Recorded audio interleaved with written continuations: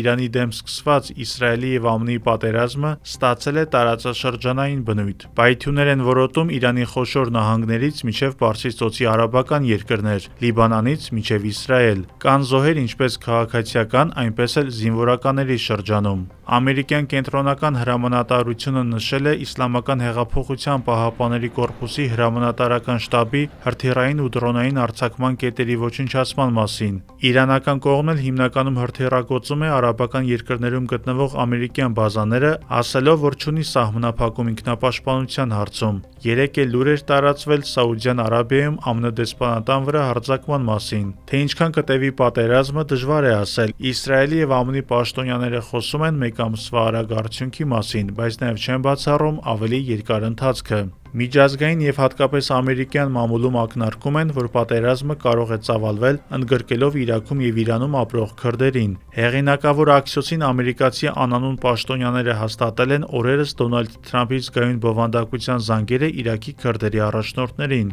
Ըստ աղբյուրների, գաղափարի նախաձեռնողը Իսրայելի վարչապետն է, որի ուժերը տևական ժամանակ է կապի մեջ են քրդերի հետ։ Իրանի քրդերը երկրի երրորդ ամենամեծ փոքրամասնությունն են և բնակվում են երկրի հյուսիս-արևմտյան նահանգներում, Իրաքին և Թուրքիային սահմանակից վայրերում։ Իրանի քրդերը, որոնք տևական ժամանակ հանգստություն են պահպանել, ցանկանում են ինքնավարություն ունենալ, ինչպես Իրաքի իրենց ազգակիցները։